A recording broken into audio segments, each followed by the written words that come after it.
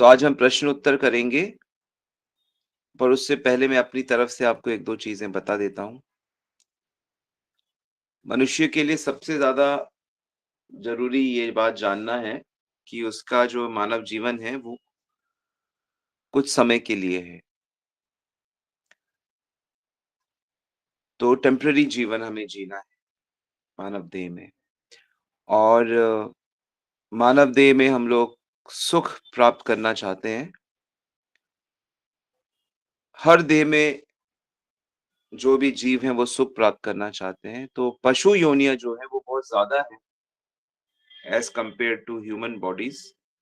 तो पशु लोग जो सुख ढूँढते हैं वो खाने में, सोने में, अपनी रक्षा करने में यानी लड़ने में और मैथुन करने में, मतलब सेक्स लाइफ जीने में। तो ईटिंग, स्लीपिंग, मेटिंग और डिफेंडिंग। तो जब मानव भी यही करना चाहता है, इसी से सुख लेना चाहता है, इन्हीं चीज़ों से सुख लेना चाहता है,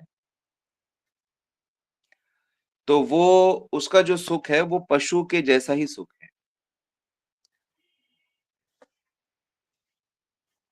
वेद भगवान के द्वारा दिए गए हैं, वेद पुराण और उसमें बताया गया है कि इंसान की योनि पशु सुख लेने के लिए नहीं है, दिव्य सुख, भगवान से सुख लेने के लिए है। तो जो मनुष्य पशु के सुखों को रिजेक्ट कर देता है कि मुझे इन चीज़ों से सुख नहीं चाहिए, मुझे भगवान से सुख चाहिए, भगवान से सुख भगवान से रिश्ता बना के की जाती है। अपने आप को उनका सेवक स्थापित किया जाता है। तो वो जो जीव होते हैं, जो असल में आत्माएँ हैं, तो वो जो आत्माएँ हैं फिर वो भगवान के साथ भगवान के यूनिवर्स में रहती हैं, भगवान के लोक में रहती हैं। गीता में श्री कृष्ण कहते हैं कि सब कुछ जान लेने के बाद जो बुद्धिमान लोग हैं, वो मेरी खोज करते हैं। तथा पदम तत् परिमार्गितव्यम यस्मिन् गता न निवर्तन्ते भूयः।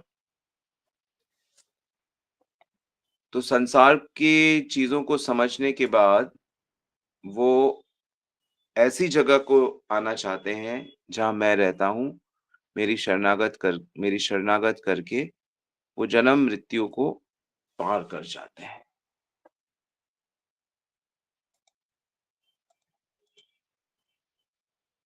जन्म मृत्यु को पार कर जाते हैं।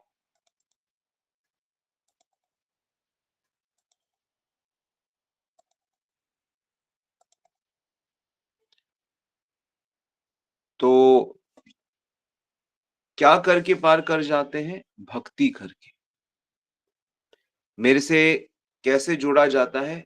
भक्ति से जुड़ा जाता है। कर्म से, ज्ञान से भी जुड़ा जाता है, लेकिन वो उसकी जो परिपक्वता है, वो भक्ति से होती है। भक्ति क्या होती है? भक्ति एक इमोशन होता है, एक भाव होता है, मन का लगाव होता है, जिसमें अन्य अभिलाषिता शून्यम ज्ञान कर्मादि अनावृतम अनुकूलस्य कृष्णानुशीलनम भक्तिरुत्तमम्। कि टॉप मोस्ट भक्ति होती है कि अनुकूल, हमें कृष्ण के अनुकूल रहना है, वाणी से, शरीर से और मन से।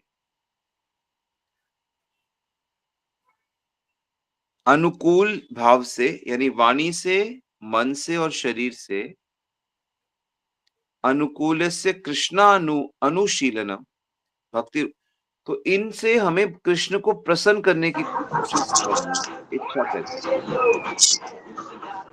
करनी है। इनसे हमें श्री कृष्ण को प्रसन्न करने की चेष्टा करनी है। अनुकूलस्य संकल्पः। समझ में आ गया कि शरीर, आपके पास शरीर है, इंद्रियाँ हैं, शरीर यानी इंद्रियाँ, मन है और वाणी है। तो इन सब चीज़ों को भगवान को प्रसन्न करने की कोशिश करनी है इन सब चीज़ों से। अनुकूल भाव से, प्रतिकूल नहीं, उल्टा नहीं करना इनको, जैसे भगवान ने जो कहा है वैसा ही करना उसके प्रति। तो ये सब करने से भक्ति होती है और भक्त्या माम अभिजानाति, और भगवान कहते हैं कि भक्ति करने से मुझे जान जाता है। भक्तिरेव भूयसी भक्तिरेव दर्श्यसि, भक्ति करने से मेरा दर्शन हो जाता है, भक्ति करने से मेरे निकट आ जाता है, भक्ति करने से एवं प्राप्य भजस्व मां, मुझे प्राप्त कर लेता है भक्ति करने से, भजन करने से। मामुपेत्या पुनर्जन्म दुखा, फिर दुखमय संसार में नहीं रहना, गुणातीत हो जाता है, मायातीत हो जाता है। तो कुल मिला के हम लोगों को भक्ति को जल्दी से जल्दी अपने हृदय में स्थापित करना है, अपने जीवन में स्थापित करना है। तो ये मुख्य शिक्षा है और इसीलिए मानव शरीर मिला है, मानव जन्म मिला है। अब देखिए कि हम इसको कितना कर रहे हैं, हम तो नहीं कर रहे इसको। अगर आप जितने भी लोगों को जानते हो उसमें कितने लोग ये कर रहे हैं भक्ति? हम सब लोग तो अपने शरीर के सुखों को इकट्ठा कर रहे हैं। आत्मा के लिए, मनुष्य के लिए 2 ही रास्ते हैं। एक शरीर के सुख का रास्ता जिसमें मन भी आ जाता है, शरीर और इंद्रियाँ और मन, और एक भगवान। तो या तो भगवान को सुखी करो या अपने को सुखी करो। तो भगवान को सुखी करते हैं तो क्योंकि हम भगवान के अंश हैं तो हम आपो-आप सुखी हो जाते हैं। और जब हम अपने को सुखी करने की भौतिक तरीके से कोशिश करते हैं, तो हमारा सुख अधूरा रह जाता है, क्षणिक होता है। ये विज्ञान है। ये सभी वेद शास्त्रों की ये सीख है। तो इस भक्ति को कैसे किया जाए? क्या आज से मैं शुरू हो जाऊँ? इस भक्ति को एक गुरु के संरक्षण में, आज्ञा में किया जाता है। गुरु के आदेशों में इस भक्ति को, गुरु के आदेश में और भक्तों के संग में इस भक्ति का अनुशीलन पालन किया जाता है।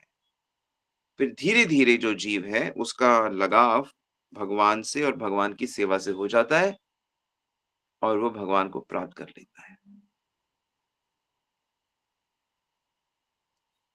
तो ये मूल सिद्धांत है। अब इसमें जब तक हमें हमारे पास जो ज्ञान शक्ति है, हर जीव के पास एक ज्ञान शक्ति होती है। हर जीव के पास एक ज्ञान शक्ति है। तो बीच-बीच में उसका जो ज्ञान है वो अज्ञान स उसके जीवन में आता है। लेकिन अगर वो गीता भागवत और गुरु के संपर्क में रहेगा तो उसको ज्ञान होता रहेगा, मैं कहाँ गलत कर रहा हूँ। तो ज्ञान की मदद से वह भगवान को, भक्ति को जानेगा, भक्ति की समझ होगी उसको, और ज्ञान और वैराग्य, इन दोनों की मदद से वो भक्ति करेगा और भगवत प्राप्ति कर लेगा। तो इसीलिए ये जो श्रवण है, सुनना हर दिन, ये ज्ञान और श्रद्धा हासिल करने का तरीका है। अब आपने ये निर्णय ले लिया है कि आपको भक्ति करनी है, तो नेचुरली आपके फिर सवाल होंगे कि मैं इसको कैसे अच्छे से प्राप्त करूँ? मुझे ये बाधा आ रही है।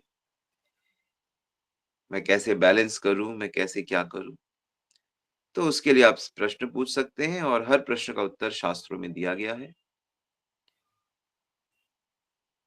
हर अच्छे कार्य का फल क्या मिलेगा वो भी पता है, बुरे का क्या मिलेगा, भक्ति का क्या मिलेगा, सब चीज़ पता पता है।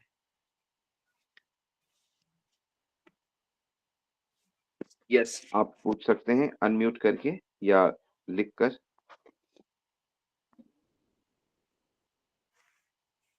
ओके,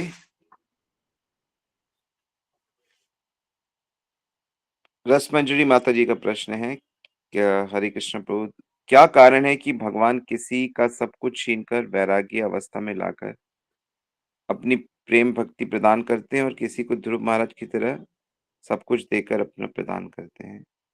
भगवान का प्रिय बनने के लिए, उनका प्रेम प्राप्त करने के लिए कौन-सा विशेष गुण विकसित करना चाहिए और भगवान सबसे ज़्यादा अपनी कौन-सी सेवा से प्रसन्न होते हैं? देखिए, भगवान का जो एक अच्छे पिता की तरह भगवान का लक्ष्य है कि जब तक उनके बच्चे भौतिक जगत में हैं, वो अच्छे से भक्ति करें और वो भगवान के साथ कनेक्ट हो जाएँ। इतने बुद्धिमान बन जाएँ कि वो भगवान के साथ अपना संपर्क बिठा लें। तो किसी-किसी को कोई चीज़ रोकती है, किसी-किसी को कोई चीज़ रोकती है। तो उनके अनुसार भगवान सबके साथ डीलिंग करते हैं। किसी को चीज़ें लेकर उसको अपने पास बुलाते हैं, किसी को देकर बुलाते हैं, किसी को लेकर देकर, लेकर देकर बुलाते हैं। तो वो उसकी व्यवस्था भगवान उनकी चेतना के अनुसार कार्य करके करते हैं। कई बार जीव ज़िद्दी होते हैं कि उनको ये चाहिए, चाहिए, नहीं तो उनका मन भगवान में नहीं लगता।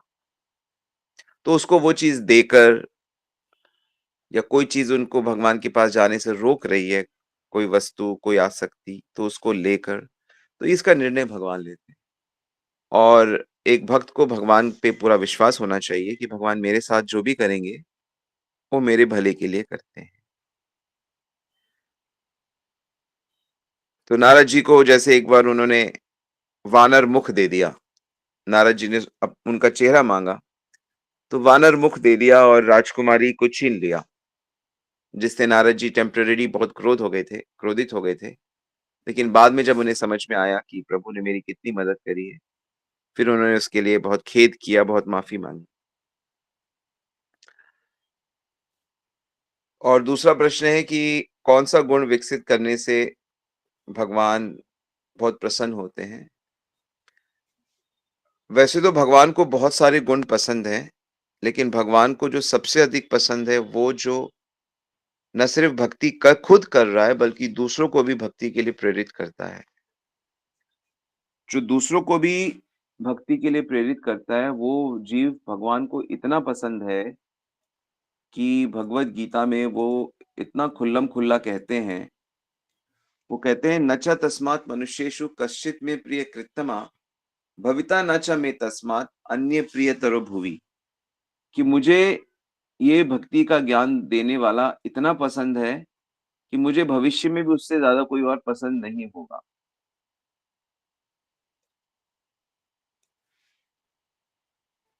तो बिल्कुल इस बात को स्पष्ट रूप से कहते हैं वो। तो भगवान भगवान को अपना भक्त बहुत पसंद है, क्योंकि वो उनसे प्रेम करता है, उसके लिए सर्वस्व त्याग देता है। लेकिन उस भक्तों में भी जो ये वाली सेवा करता है, जो दूसरे जीवों को समझा के, बुझा के भगवान के पास लेकर आता है, वो अति प्रिय है। गीता 18 चैप्टर श्लोक 69, "न च तस्मात् मनुष्येषु कश्चित् मे प्रियकृत्तः", उससे ज़्यादा मुझे और कोई प्रिय नहीं। तो इस बात को नोट कर लीजिए।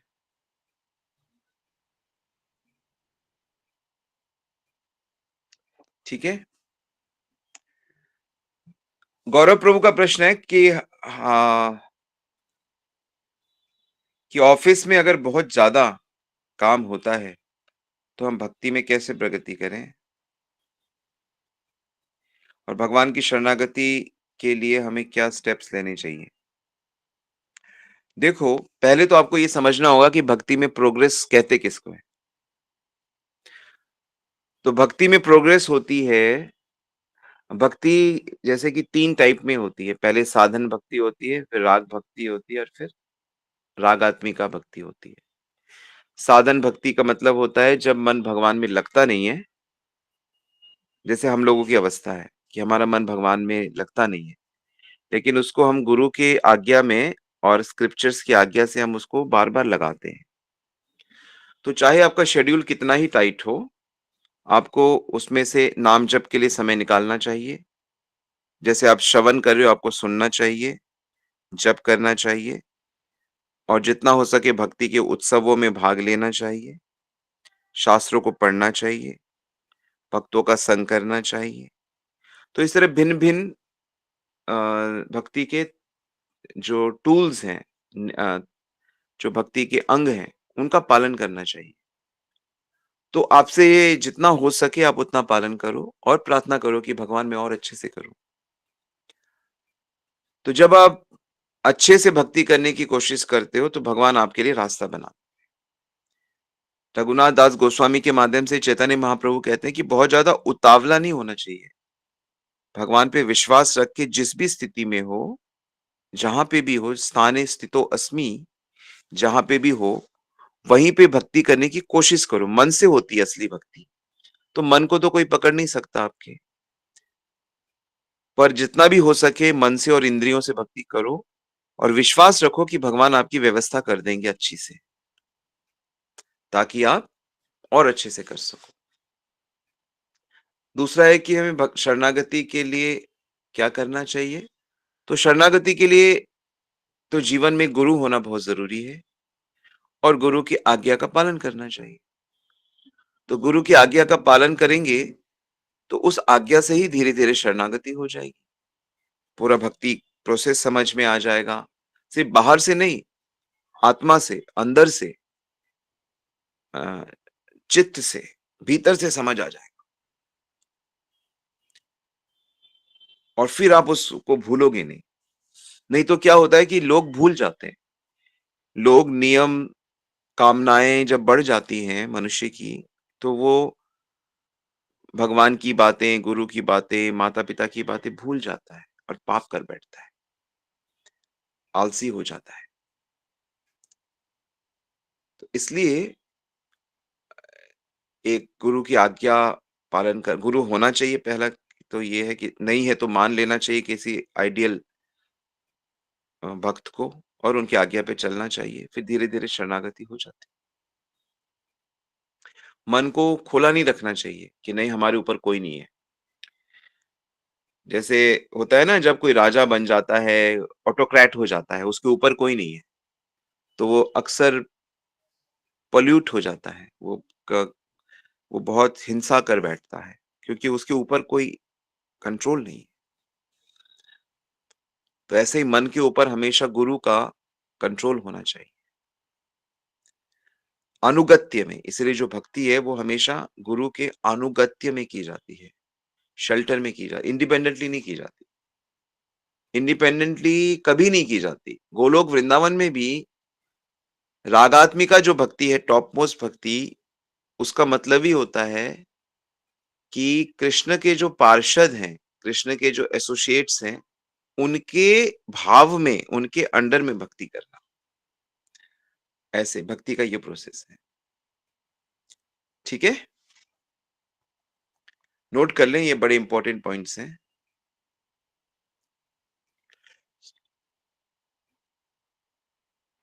यस, कोई और प्रश्न?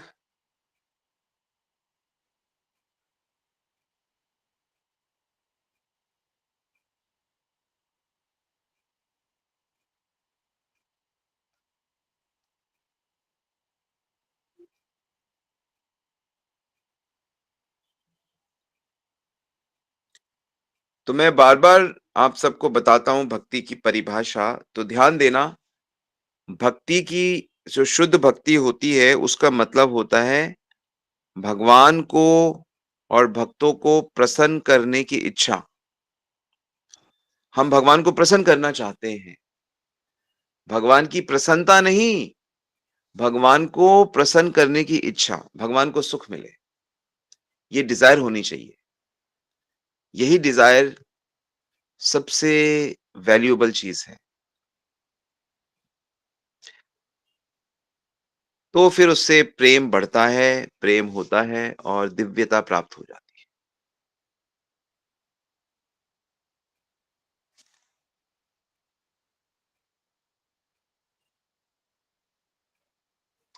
समझ में आया? सब लोग लिख लो इसे। भगवान को प्रसन्न करने की आपकी जो इच्छा है, वही सर्वोत्तम भक्ति है। हमारी इच्छा ही नहीं होती कि हम भगवान को प्रसन्न करें।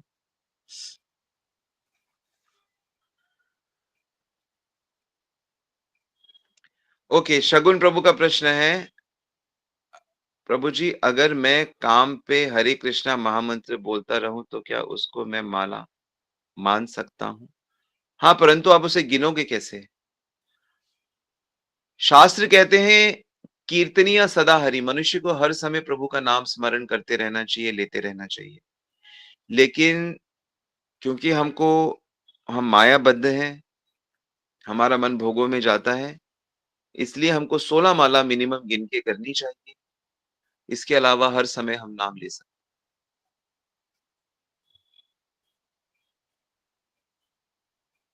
ठीक है? ओके, यहाँ पे एक प्रश्न है अमित प्रभु जी का, हम बस आपसे ज्ञान लेना चाहते हैं, भगवान जी के लिए हम सब एक जैसे हैं, तो जो लोग सारी चीज़ें फ़ॉलो करते हैं, भगवान के रास्ते पे होते हैं, तो भगवान उन्हें ही सिर्फ़ क्यों स्वीकार करते हैं? उन्हें क्यों नहीं जो नॉन वेज ईटर हैं, उन्हें क्यों स्वीकार करते हैं वो जबकि वो लोग उन्हें मानते हैं, पूजा करते हैं, जैसे भी उनसे कनेक्ट जुड़े होते हैं। जो सभी चीज़ों को फ़ॉलो करते हैं, बस उनको ही क्यों? और जुआ, शराब, मीट आदि को कोई कोई गलती नहीं है, आप हर प्रकार के प्रश्न पूछ सकते हैं। एक सभ्य समाज में ज़बरदस्ती नहीं होती, सभ्य समाज होता है, वहाँ पे हर चीज़ पूछी जा सकती है। और और भक्ति के रास्ते में तो पूछेंगे नहीं तो कैसे बात बनेगी? और वो टीचर ही क्या, वो सभ्यता ही क्या जहाँ पे चीज़ें दबाई जाती हो। हमारे सनातन धर्म में कोई दबाव नहीं है। हमारे सनातन धर्म में तो ये है कि एक बार गुरु हो गया, तो गुरु की आज्ञा को सर्वोपरि माना जाता है। फिर उनसे उनसे फिर तू-तू, मैं-मैं नहीं होती। जो आज्ञा है उसे पूरा करते हैं और कोई चीज़ समझ ना आए तो उससे पूछते हैं कि ये कैसे, मेरे को समझ नहीं आ रहा। तो एनीवे अब प्रश्न ये है क्या जो भगवान के रास्ते पे चल रहे हैं, क्या भगवान सबको नहीं स्वीकार करते? देखो भगवान ने सबको स्वीकार किया हुआ है ऑलरेडी। क्योंकि अगर भगवान ने स्वीकार नहीं किया होता, तो आप उनकी ज़मीन पे चल नहीं सकते थे। वो तो 1 सेकंड में हटा लें अपनी ज़मीन। वो 1 सेकंड में अपनी हवा रोक दें, ऑक्सीजन ही ना मिले आपको, पानी ना मिले, भोजन ना मिले। तो गीता में भगवान कहते हैं कि मेरे लिए सब बराबर हैं, सब मेरे बच्चे हैं। जैसे एक उदाहरण से चीज़ें अच्छी समझ आती। जैसे माता-पिता के लिए उनके मान लो 10 बच्चे हैं, तो सारे बच्चे उनके अपने हैं। वो तो सबसे प्यार करते हैं। लेकिन उसमें से कोई बच्चे डाकू बन जाते हैं, कोई चोर बन जाते हैं, कोई रेपिस्ट बन जाते हैं, कोई करप्ट बन जाते हैं, कोई ड्रग्स का बिज़नेस करने लगते हैं, गंदे काम करने लगते हैं। तो इसमें माता-पिता की क्या कोशिश रहेगी कि उसको सुधारें कि ना सुधारें? आपका कोई भाई बदमाश बन जाए, ऐसे काम करे जिससे उसको भी परेशानी हो, दूसरों को भी परेशानी हो, तो क्या आप उसे सुधारोगे नहीं? क्या आप उसको समझाओगे नहीं? क्या उसको कई बार छोटे बच्चों को पकड़ के बाँध दिया जाता है, कमरे में बंद कर दिया जाता है। जैसे सरकार पकड़ के जेल में डाल देती है। रहो अंदर और सुधरो, समझो, सभ्य बनो। तो जो लोग भगवान की बातों को नहीं मानते, जो अपने भगवान ना बोलो, माता-पिता बोल लो, क्योंकि परम माता-पिता वही हैं। राधा कृष्ण, लक्ष्मी नारायण, जो आपको बोलना है बोल लो। तो वो असली माता-पिता हैं, तो जब हम उनकी बात नहीं मानते, उनसे अलग सुख लेने की कोशिश करते हैं, जो है नहीं, उनसे अलग नित्य सुख होता नहीं है। ये नोट कर लिया जाए। भगवान से भगवान के संपर्क के बिना, भगवान के साथ जुड़े बिना सुख होता नहीं है। लगता है कि सुख है, पर है नहीं। तो जो लोग भी कोशिश कर रहे हैं, वो सुखी हो ही नहीं पा रहे हैं।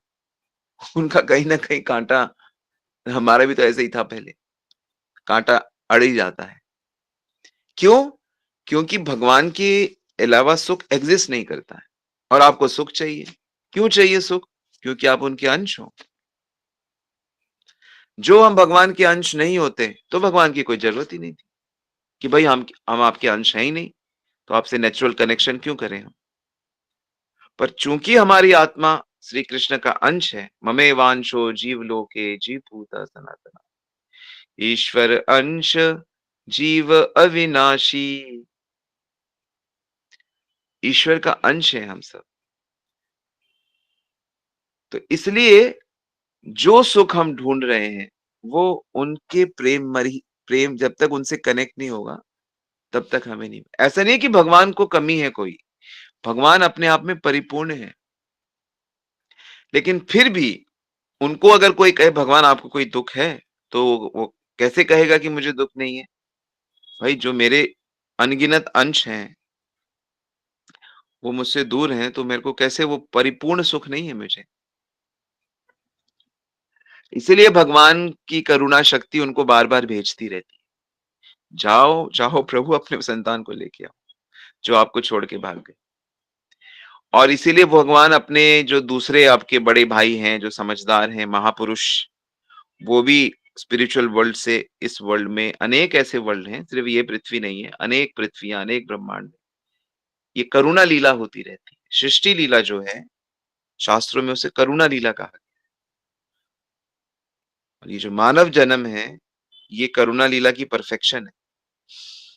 यहाँ पे इसीलिए मानव योनि में भगवान ज़्यादा आते हैं।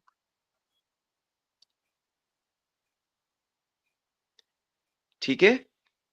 तो भगवान सबके लिए बराबर हैं, तो जो जैसा करता है उसके अनुसार उसको फल मिलता रहता है। कभी वो खुश हो जाता है, कभी वो दुखी हो जाता है। उसकी उसकी गुत्थी, उसकी पज़ल सुलझ नहीं रही है। तो अगर आप थोड़ा-सा भी भगवत गीता के इसको निष्ठा से पालन करोगे, तो आपको पता लगेगा कि ये मेरी नेचुरल अवस्था है। जैसे कोई आम है, वो पेड़ से लगा हुआ एकदम फ्रेश होता है, उसकी प्राकृतिक अवस्था होती है। ऐसे ही जो जीव है, जब तक वो पेड़ से यानी भगवान से कनेक्ट होता है, उनसे प्रेम करता है, कनेक्ट होना मतलब प्रेम करना, तो वो उसकी उस अवस्था में वो जीव जो है वो परम सुख का अनुभव करता है। जैसे पेड़ का पत्ता अगर टूट जाए तो सूखने लगता है, क्योंकि वो प्रेम आ नहीं रहा उसके पास। ऐसे ही हम जीवों का हाल है। तो जिनको ज़्यादा ज्ञान नहीं है, वो अलग-अलग धर्म में उनको भगवान की ज़्यादा नॉलेज नहीं है, लेकिन थोड़ी बहुत नॉलेज है। तो किसी तरह वो लोग धर्म का पालन करते हैं। अनेक-अनेक धर्म बने हैं इसलिए। लेकिन जो परिपूर्ण धर्म है, वो प्रेम का धर्म है। जो वेद व्यास जी, सभी शास्त्रों को लिखने वाले जो वेद व्यास जी हैं, नारद जी हैं, ये उनका मंतव्य है कि भक्ति ही, भगवत भक्ति, कृष्ण भक्ति ही जीव का सर्वोच्च दुःख निवृत्ति है। ओके? संदीप जी का प्रश्न है, प्रभु जी मैं भगवान में विश्वास करता हूँ हृदय के भीतर से, लेकिन कई बार मैं समस्या में होता हूँ। मैं कहता हूँ कि भगवान न जाने क्यों नहीं सुनते मेरी, उनसे ऐसा क्यों होता है? देखो भगवान आपकी सारी बातें सुनते हैं, सारी बातें। क्यों? क्यों सुनते हैं? क्योंकि वो आपके अंदर ही रहते हैं। कोई सुनता हो या ना सुनता हो, आपको बोलने की भी ज़रूरत नहीं है, आप सोचते भी हो, तो भगवान को पता रहता है। लेकिन भगवान साक्षी भाव में रहते हैं आपके भीतर, भगवत भाव में नहीं रहते, साक्षी रहते हैं। क्यों? क्योंकि आप भगवान की बातें नहीं मानते, आप धर्म पे नहीं चलते, आपने ऐसे-ऐसे कर्म कर दिए हैं कि उस कर्मों के फल आपको लेना पड़ेगा। मानने से क्या होता है? आप कहो हम भगवान को मानते हैं लेकिन उनकी बातें नहीं मानते आप। ये मानना क्या मानना है? हम पिता को मानते हैं, पिता की बात नहीं मानते। हम सरकार को मानते हैं, सरकार के कानून नहीं मानते। ये क्या मानना है भाई? जब भगवान कह रहे हैं कि अपनी इंद्रियों को शुद्ध करना है, इंद्रियों से भोग नहीं करना है, इंद्रियों को मुझसे जोड़ना है, शुद्ध बनना है, दूसरों की सेवा करनी है। तो वो सब बातें मन को मुझ में लगाना है, मन मुझ में समर्पण करना है, गुरु के समर्पित होना है, सब में मुझको देखना है। तो ये सब बातें जब तक मानोगे नहीं, चेतना शुद्ध नहीं होगी, चेतना शुद्ध नहीं होगी, तो यही कंप्लेन करते रहोगे हमेशा। ये तो मानव शरीर है कि कंप्लेन कर भी पा रहे हो, पशु शरीर में जब जाओगे तब क्या करोगे सोचो? पशु शरीर में कंप्लेन भी नहीं कर सकते आप। पशुओं में परिवार भी नहीं होता है, दोस्त भी नहीं होता है, मंदिर भगवान तो भूल जाओ। मानव जन्म में ऐसा अच्छा मौका मिला है, जैसा मैंने आपको बताया, सबको बताता हूँ, आप लोग प्रभु का नाम लेना शुरू करो। हरे कृष्ण, कृष्ण कृष्ण हरे हरे, हरे राम, राम राम हरे। मन करे चाहे ना करे, करो तो एक टीचर की बात थोड़ी देर तो मान के देखो और फिर देखना, वो अंतरंगा शक्ति एक्टिव हो जाएगी, कहेगी नहीं, ये नाम ले रहा है हमारे प्रभु का। ठीक करो इसकी बुद्धि, इसकी चेतना, सब ठीक हो जाएगा। इसीलिए कहा गया है कलयुग केवल नाम आधारा, सुमिर सुमिर नर उतर ही पारा। प्रभु नाम को पकड़ लो, पकड़ लो, पकड़ लो, शरीर मन की सारी प्रॉब्लम, अरे आपके सारा करोड़ों जन्म सुधर जाएंगे, ये जन्म क्या बात करते। ठीक है, शुभकामनाएं। हरे कृष्ण। ओके, वैष्णवी प्रियंका का प्रश्न है, प्रभु जी भागवत में भागवत जी में कृष्ण कान्हा ने कहा है सबको माफ करो, बट समटाइम्स किसने मुझसे पूछा मैं कैसे किसी को माफ करूं जब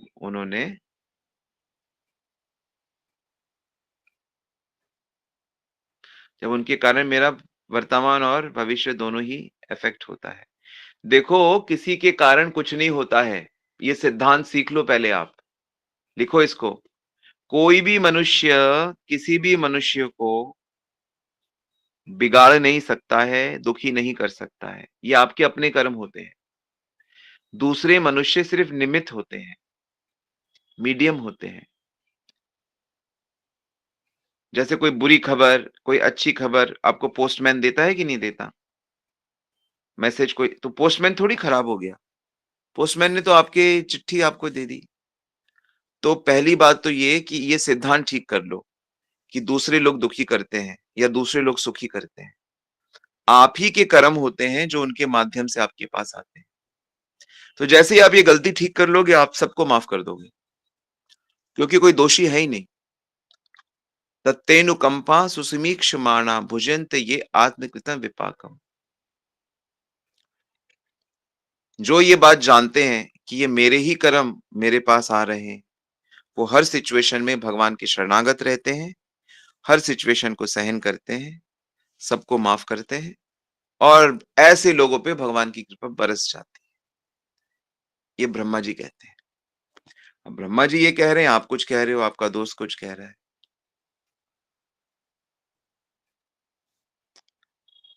ठीक है? तो ये सिद्धांत लिख लो, समझ लो, कोई मनुष्य दोषी नहीं। सब लोग हमारे ही कर्मों के फल हमको दे रहे होते हैं। आप बुराई करो, आपकी बुराई होगी, आप भलाई करो, आपकी भलाई होगी। आप सबके सेवक बन जाओ, आपकी सेवा होगी। आप सबका गुणगान करो, आपका गुणगान। सबका क्यों करें, भगवान का गुणगान करेंगे। आप भगवान की सेवा करना शुरू कर दो, सबके भीतर देखते हुए। ठीक है? सिद्धांत लिख लिया? प्रश्न है आशा माता जी का, आत्मा के साथ और क्या-क्या जाता है? आत्मा के साथ मन के साथ जो मन की इंद्रियां हैं और किए हुए कर्मों के फल सब जाता है। जब शरीर एक शरीर से दूसरे शरीर में जाता है, तो मन जाता है, मन में विचार, संस्कार, कर्मों के फल सब जाता है। एक-एक कर्मों का फल न जाने कितने शरीर के बाद भी भोगना पड़ता है। जैसे मान लो किसी व्यक्ति ने 3 लड़कों को मार दिया, किसी बदमाश ने 3 लड़कों को मार दिया। वो 3 लड़के 3 अलग-अलग माँ के थे फॉर एग्जांपल। तो अब उस माँ को जो दुःख हुआ, तीनों माँ को, वो दुःख इसको लेना पड़ेगा। वो तीनों लड़कों को जो दुःख हुआ, वो लेना पड़ेगा। तीनों पिता को जो दुःख हुआ, तीनों उसके मान लो भाई हैं, बहन है, पत्नी है, उनको जो दुःख हुआ, ये सब लेना पड़ेगा मारने वाले को। कर्म किया ना? अब लड़का होना चाहिए, लड़का होने के लिए पुण्य करेगा, पता नहीं कितने जन्म बाद लड़का होगा। चल ले भाई, अब ले। अब तेरा भी, तू भी मरेगा, तेरा लड़का भी मरेगा, तो तेरे को एक दुःख होगा। लड़का मरा तो तू भी मरेगा, तो दुःख। काफ़ी कॉम्प्लिकेटेड है।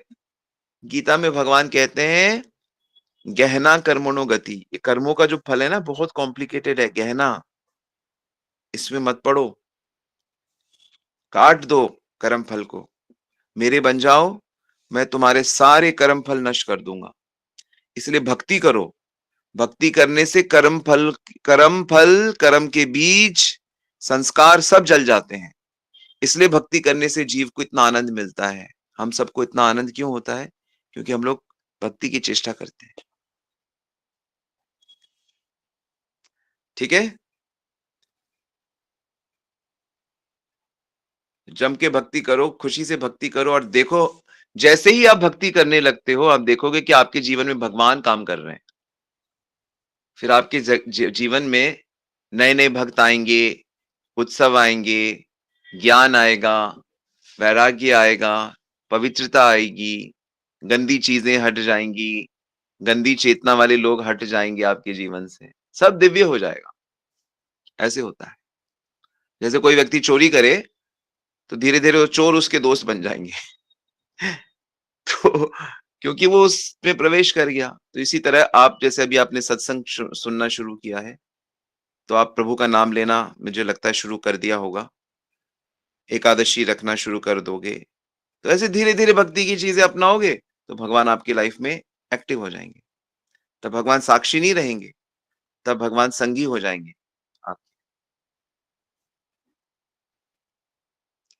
ठीक है? सो धन्यवाद आप सबका। आज बहुत सुंदर चर्चा रही। हम लोग कल फिर मिलते हैं। शिला प्रभुपाद की जय, गुरु महाराज की जय, समस्त भक्तवृंद की जय। गुड प्रेमानंदी, हरि हरि बोल।